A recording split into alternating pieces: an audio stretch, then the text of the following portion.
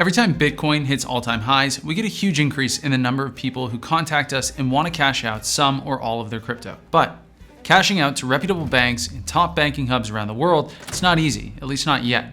So to help you navigate your options, I decided to catch up with some senior bankers in Switzerland, Singapore, Liechtenstein, the Isle of Man, Panama, and the United States to talk through your options and how to go about cashing out crypto in 2025. Now, in case this is your first time on the channel, I'm Chris, Head of Banking Relationships at GlobalBanks.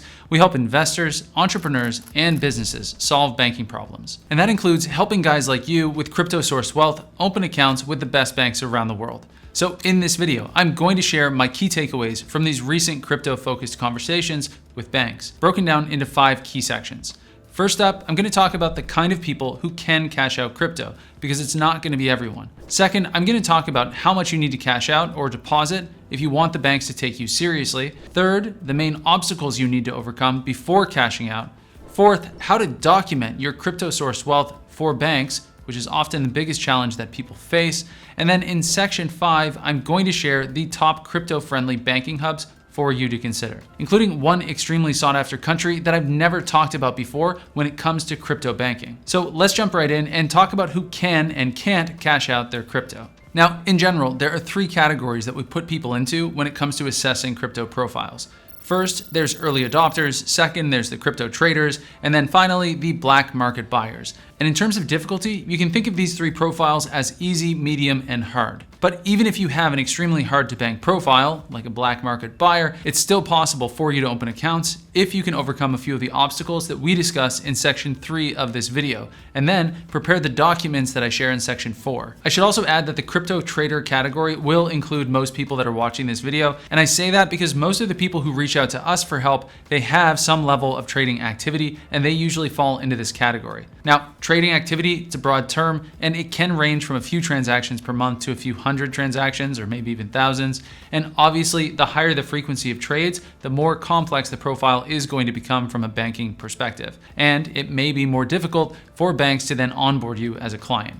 That's why documentation is so important. On the other hand, in terms of easy onboarding, no surprise here, early adopters. These are guys who bought Bitcoin or ETH really early and basically they didn't touch it for a decade. If that's you, congratulations. Not only are you stupidly rich, banks also love you. So you'll have a wide range of options to choose from in some of the best banking hubs on the planet. But you'll still be asked for proof, supporting documents, and the bank will need to understand your backstory and how you got into crypto in the first place. Now, before we dive into how much money each of these profiles will need to deposit to open accounts, I do want to point out that your crypto profile isn't the only thing that's going to determine where and how to open accounts. And that's because banks still need to assess the standard onboarding requirements and the restrictions tied to your profile too. That means your residency, citizenship, source of original wealth, any related jurisdictions, meaning where you send money to and from, and of course, how you plan to use the account moving forward. Yes, the crypto piece of the equation, it's going to be critical and it will increase your risk rating,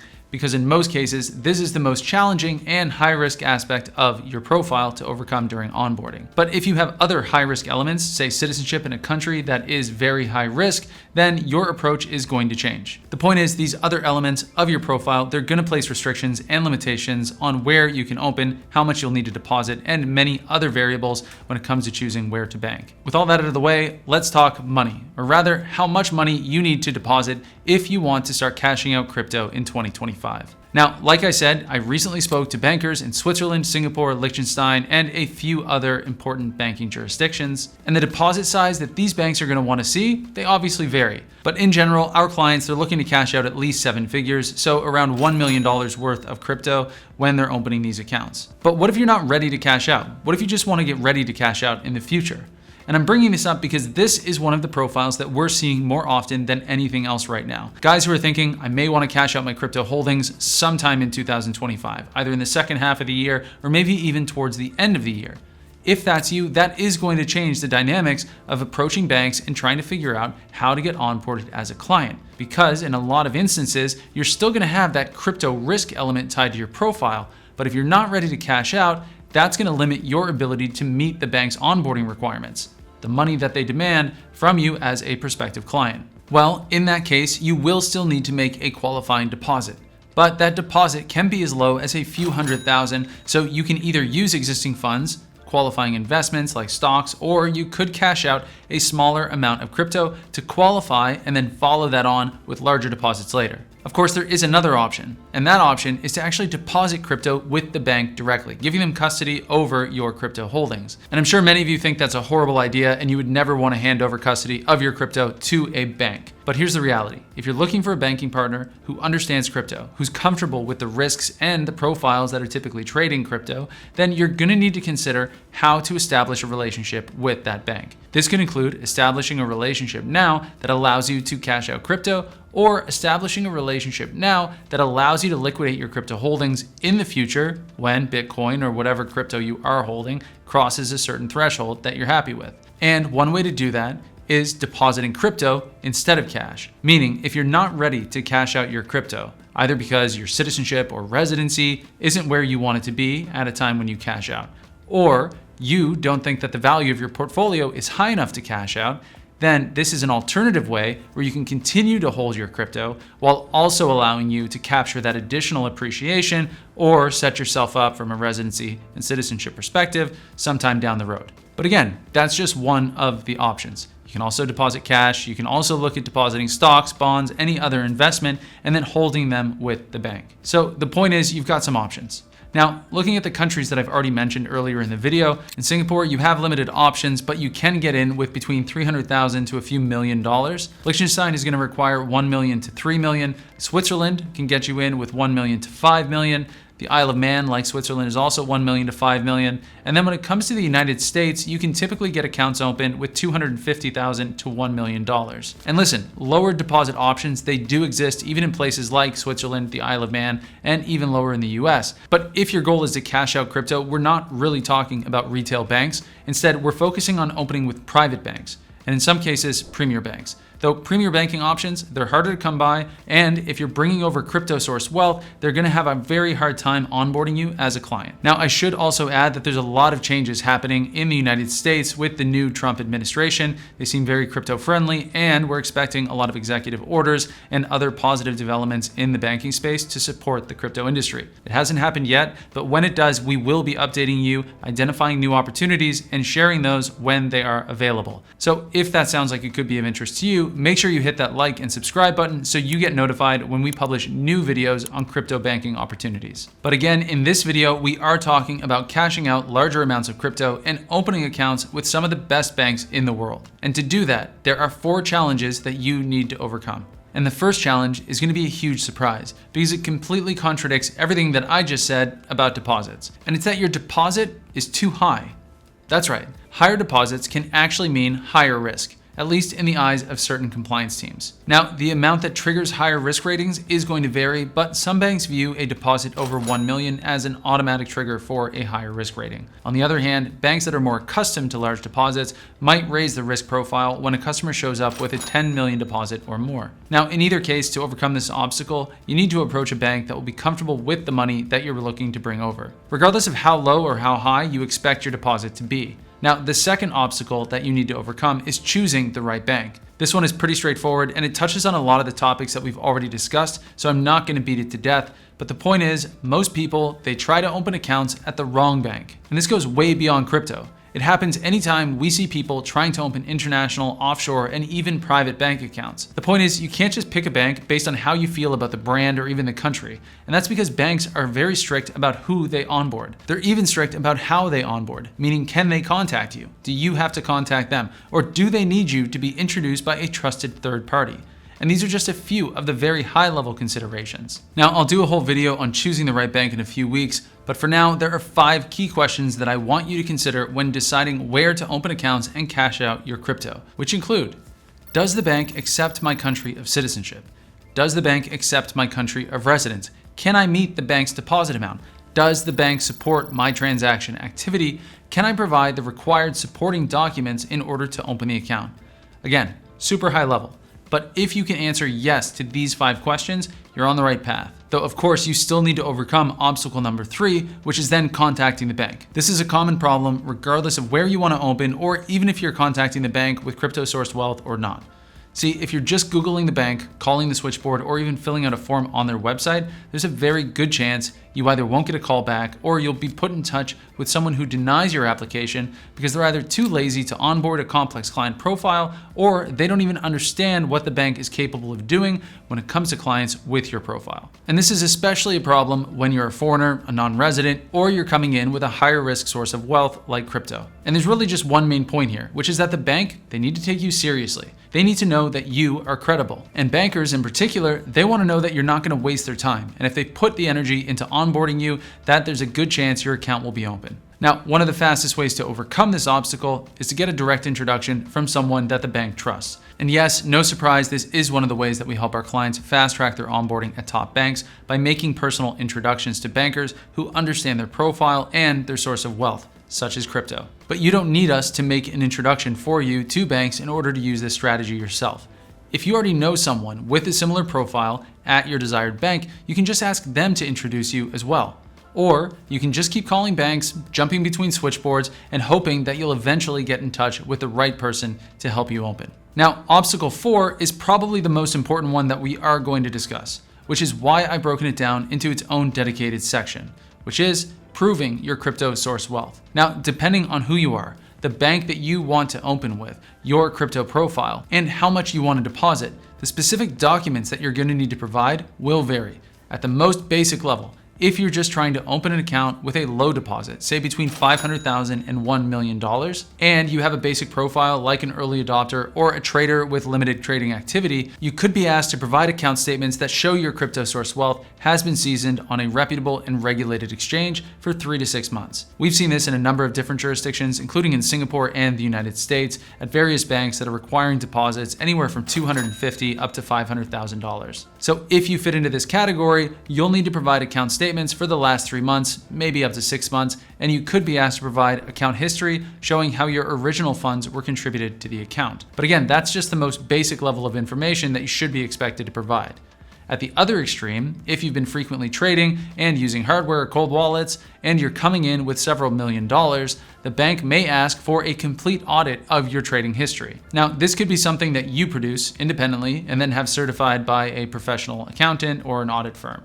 Or the bank may want their own external or in-house auditors to take a look at your history and make a determination. And what they're looking for here is to make sure that your transactions add up. Does your trading history support the source of wealth that you claim, or is a large part of your wealth unaccounted for? Because if it is, the bank doesn't want you as a customer. Because if there's ever an audit or review of the customer accounts, you'll end up being a huge headache for the bank, especially since your risk levels are already elevated thanks to crypto source wealth. Now, how do you prepare your documents? What should you be doing right now before you even contact the bank? Well, there are a few steps that you can be taking right now before contacting the bank, or even before contacting us for help with deciding where to open accounts. And the first step is to write down your original source of wealth. For most people, especially early adopters and traders, this is just personal savings that was put aside from regular employment. In rare cases, it might be money from inheritance or liquidation events like selling an asset, a company, or even the family farm. Whatever the source of the money that you originally invested into crypto,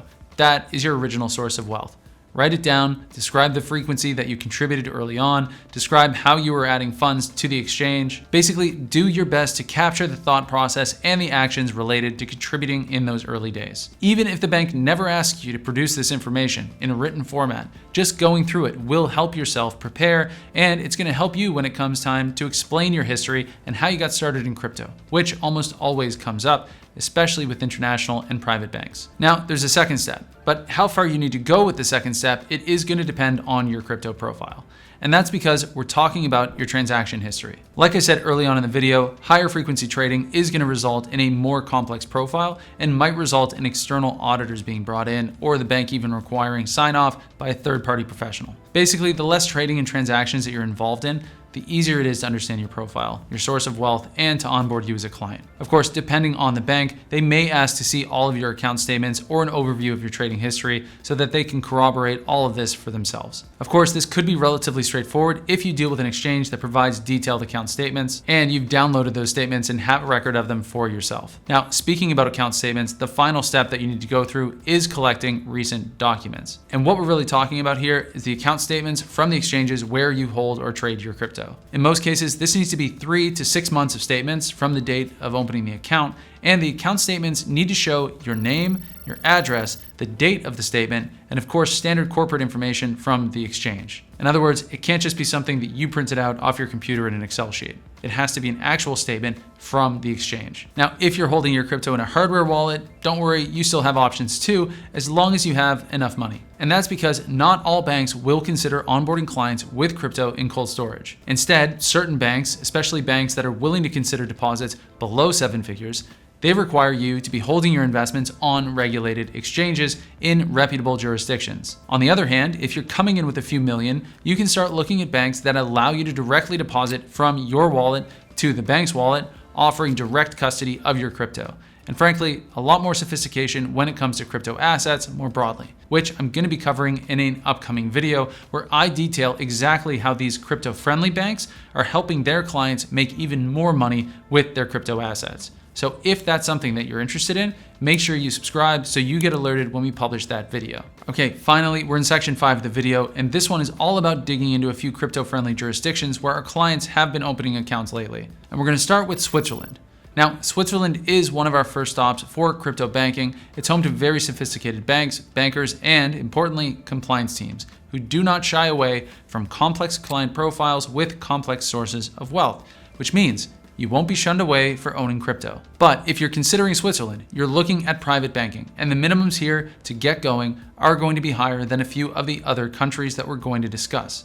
So how much do you need to open in Switzerland with crypto source wealth? And as a general rule, if you're looking to come in with crypto source wealth, you should be planning on depositing at least 7 figures, so $1 million in crypto or more. But you'll have more options and get less pushback if you can double that and start out at $2 million in crypto. In comparison, if you were coming in with traditional sources of wealth like inheritance, investment returns from basic securities, or just personal savings, you'd be able to open with the same banks with a deposit of $500,000 to $1 million, instead of $1 million to $2 or $3 million.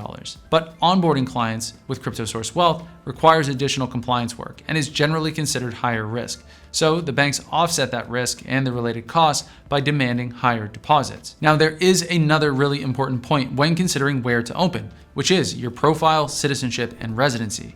And in terms of who can bank in Switzerland, it's a pretty long list, including citizenships and residencies that are restricted elsewhere. Think Americans, Canadians, Australians, Brits, citizens and residents of the European Union. And yes, these are all citizenships and residencies that do struggle to open in other countries. So this is a very important point to consider if you come from one of these countries and you're looking to bank with crypto sourced wealth. Now, not far from Switzerland is another popular crypto banking hub, Liechtenstein. Liechtenstein is home to a handful of banks that are open to crypto. And most importantly, these banks have competent compliance teams. They are able to handle both basic and complex client profiles, but like Switzerland, the deposits here are going to be on the higher end when compared to some of the other countries that I'm going to mention, including the one country with extremely sought after banks that I have never shared before when it comes to banking with crypto, which I'm going to get to in a second. But first, a few important points to consider about Liechtenstein. Now, the banks here can be a bit more standoffish when it comes to citizenship and residency, and they can be a bit more difficult to get into. And in terms of deposits, you can expect to come in with a minimum of at least $1 million. Now, in past videos, I have said that $500,000 would be enough to get you in with certain Liechtenstein banks. But in my recent conversations with bankers in Liechtenstein, they've informed me that these minimums have increased. There's just too much demand for their services, and there's too many clients that are now looking to cash out crypto or position themselves to cash out crypto in the future. So with the increased demand comes increased deposits. And $1 million is the new deposit level that you're gonna have to meet if you would like to open accounts with these Liechtenstein banks. Though if you have any risk factors, come off as being complex in terms of compliance, then you're gonna need to deposit even more, usually between $2 million and $5 million to get in the door. Okay, now like I said, there is another sought after jurisdiction, one that I've never discussed before in terms of crypto banking. But I have talked about it when it comes to banking, and it's one of the most sought after jurisdictions and one of the most popular jurisdictions that people ask us about when it comes to opening accounts.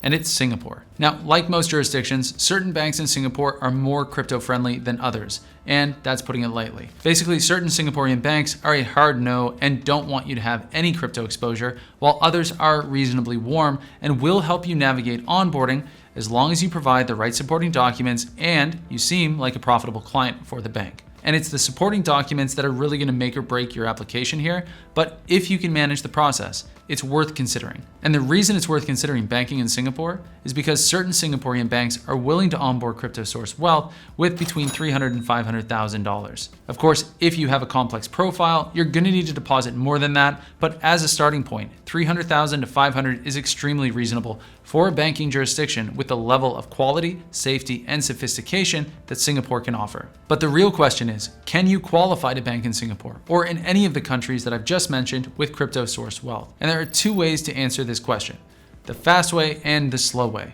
Now, the slow way is you try to contact all the banks yourself and try to get answers from whoever picks up the phone. Then there's the fast way.